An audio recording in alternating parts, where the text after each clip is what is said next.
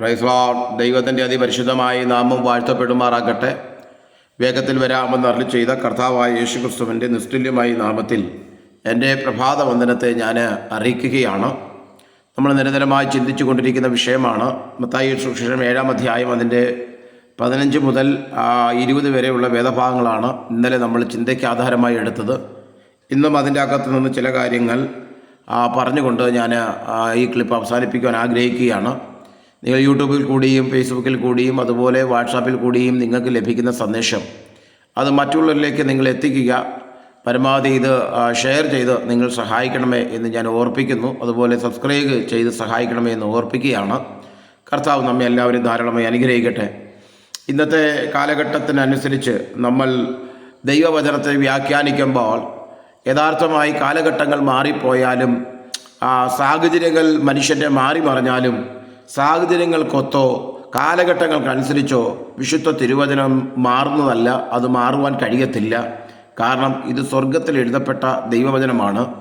ഇതിനൊരു മനുഷ്യനെ കൊണ്ട് ഇത് മാറ്റി എഴുതുവാൻ ആർക്കും കഴിയത്തില്ല. ദേശങ്ങൾ മാറിയാലും യൂറോപ്പുകളോ അല്ലെങ്കിൽ ഭൂഖണ്ഡങ്ങൾ മാറിയാലും ദേശങ്ങൾ മാറിയാലും ദൈവവചനത്തിന് ഒരു മാറ്റമില്ല.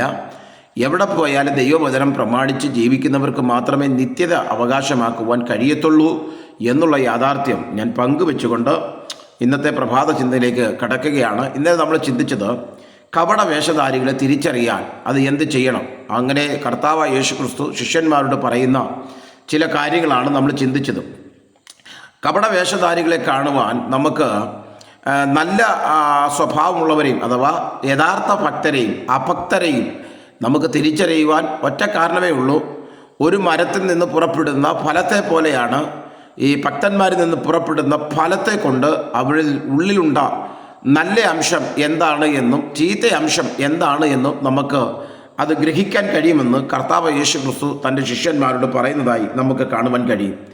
ഇന്നത്തെ സഭയുടെ ഏറ്റവും വലിയ പ്രശ്നം എന്ന് പറയുന്നത് സഭയ്ക്കകത്ത് കയറിക്കൂടിയ പൈശാചിക തന്ത്രങ്ങൾ മനുഷ്യനെ ശരീരങ്ങളെ ഉപയോഗിച്ച് തന്ത്രപ്പെടുത്തി അവൻ സഭയിൽ യഥാർത്ഥമായ ദൈവിക അത്ഭുതങ്ങൾ നടക്കാൻ കഴിയാതെ വണ്ണം അവിടെ മൂടിക്കളഞ്ഞിരിക്കുന്നു എന്നുള്ളതാണ്.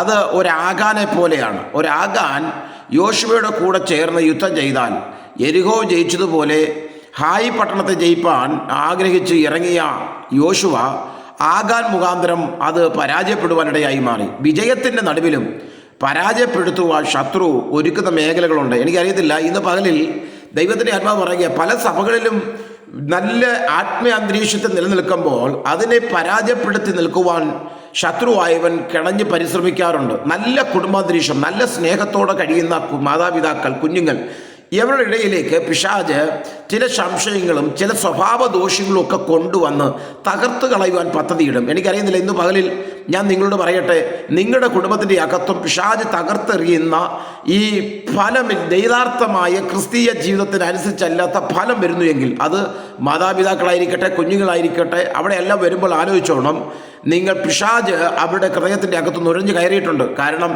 നിങ്ങളുള്ള നല്ല ഫലത്തെ ഇല്ലാതാക്കി ചീത്ത ഫലം പുറപ്പെടുവിച്ചുകൊണ്ട് ക്രിസ്തീയ മാർഗത്തെ ദുഷിക്കപ്പെടുവാൻ തക്കവണ്ണം സ്വർഗം അവിടുന്ന് സ്വർഗത്തിൻ്റെ ആത്മീയ നന്മകൾ തിരിച്ചറിയാൻ കഴിയാതെ പൈശാചിക മേഖല നമ്മളെ പിടിക്കപ്പെടുന്നു എന്നുള്ളത് തിരിച്ചറിഞ്ഞ് അതിൽ നിന്ന് നാം വെളിയിൽ വന്നെങ്കിൽ മാത്രമേ നമുക്ക് യഥാർത്ഥമായ അനുഗ്രഹങ്ങളെ പ്രാപിപ്പാൻ കഴിയത്തുള്ളൂ. അതുകൊണ്ട് പിശാചിനെ നമ്മൾ അവിടുന്ന് അവൻ്റെ തന്ത്രങ്ങളെ തിരിച്ചറിയുവാൻ ദൈവത്തിൽ പരിപൂർണമായി ആശ്രയം വെക്കുകയും വചനത്തിൽ ആശ്രയിക്കുകയും ചെയ്തെങ്കിൽ മാത്രമേ അവരുടെ തന്ത്രങ്ങളെ തിരിച്ചറിയാൻ കഴിയത്തുള്ളൂ. അതുകൊണ്ടാണ് യേശു തൻ്റെ ശിഷ്യന്മാരോട് പറഞ്ഞത്, ഫലത്തെ കൊണ്ടേ നമുക്ക് മരത്തെ തിരിച്ചറിയാൻ കഴിയൂ എന്ന് പറഞ്ഞാൽ ഒരു കാലയളവ് യേശു ഇവിടെ വെച്ചിട്ടുണ്ട്. ഒരു മരം എത്ര വളർന്നാലും ഒരു കാലഘട്ടത്തിൻ്റെ അകത്ത് അതിന് ഫലം പുറപ്പെടുവിച്ചേ മതിയാകുകയുള്ളൂ. അതിന് ഫലം പുറപ്പെടുവിക്കാതിരിക്കാൻ കഴിയത്തില്ല. എന്ന് പറഞ്ഞാൽ ഈ കായ്ക്കാതിരിക്കുന്ന മരത്തിനും ഒരു ഫലമുണ്ട് എന്ന് പറഞ്ഞാൽ ആർക്കും ഒരു പ്രയോജനമില്ല. കായ്ക്കാതിരിക്കുന്ന ഇലയുള്ള ഒരു മരത്തിന് ഒരു പ്രയോജനമില്ല. അതുകൊണ്ടാണ് അത്തിയെ നോക്കി കർത്താവ് അവിടുന്ന് പറഞ്ഞല്ലോ, നിറഞ്ഞ ഇലകളുണ്ട് പക്ഷേ അതിനകത്ത് എന്തില്ല, ഫലമില്ലാത്തത് കൊണ്ട് അത്തിയെ നോക്കി കർത്താവ് ശപിച്ചതായി നമുക്ക് കാണാൻ കഴിയും.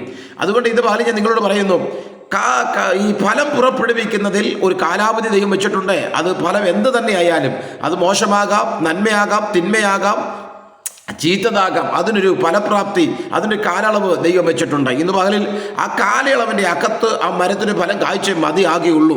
സ്തോത്രം ചെയ്യുന്നു. അതുകൊണ്ട് ദൈവജനം ഏറെ ശ്രദ്ധിക്കണം. നമ്മളെ ദൈവിക സ്നേഹത്തിൽ നിന്ന് അകറ്റിക്കളയുന്ന, ദൈവിക ആരാധനയിൽ നിന്ന് അകറ്റിക്കളയുന്ന, കൂട്ടായ്മ ബന്ധത്തിൽ നിന്ന് അകറ്റിക്കളയുന്ന, സഹോദരന്മാർ തമ്മിലുള്ള ഐക്യബന്ധത്തെ തകർത്ത് കളയുന്ന ഏതെങ്കിലും ആലോചനകളോ ഏതെങ്കിലും നിലയിലുള്ള സംസാര ശൈലികളോ ആരെങ്കിലും ഭാഗത്തുനിന്ന് വന്നു കഴിഞ്ഞാൽ സൂക്ഷിച്ചോണം.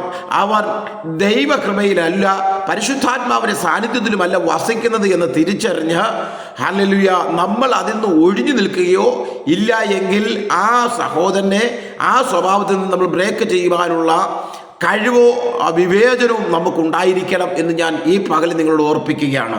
അതുകൊണ്ട് നമ്മളിലുള്ളത് ഒന്നും ശത്രുവായും കവർന്നു കൊണ്ടുപോകാൻ അനുവദിക്കരുത്. നെഹെമ്യാവിൻ്റെ പുസ്തകത്തിൻ്റെ അകത്ത് ഒരു വ്യക്തിയെ നമുക്ക് കാണാൻ കഴിയും. സൻബല്ലത്തിൻ്റെ ഒരു സഹോദരനായിരിക്കുന്ന ഒരു പുരോഹിതൻ വന്ന് ആലയത്തിൻ്റെ അകത്ത് അറകൾ ഉണ്ടാക്കി കൊടുത്തു.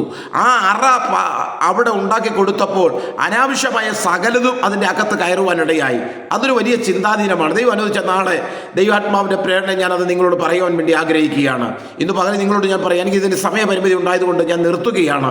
ദൈവം നിങ്ങളെ എല്ലാവരും ധാരാളമായി അനുഗ്രഹിക്കുമാറാകട്ടെ. ഈ വചനം നിങ്ങളുടെ ജീവിതം ഏറ്റവും വലിയ അനുഗ്രഹമായി തീരും എന്ന് ഞാൻ വിശ്വസിക്കുകയാണ്. അതുകൊണ്ട് നിങ്ങൾ പ്രാർത്ഥിക്കുക, നമ്മൾ ശത്രുവിന് നമ്മുടെ ഹൃദയത്തിൻ്റെ അകത്തെ അറകളെ ഉണ്ടാക്കി കൊടുക്കാതെ ദൈവസന്നിധിയിൽ ആശ്രയിച്ച് കർത്താവിനെ വസിപ്പാൻ സിംഹാസനം ഒരുക്കി കൊടുക്കുക. ഈ വചനങ്ങളെ ദൈവം നമ്മെ അനുഗ്രഹിക്കട്ടെ. God bless you. മാറാനാഥ.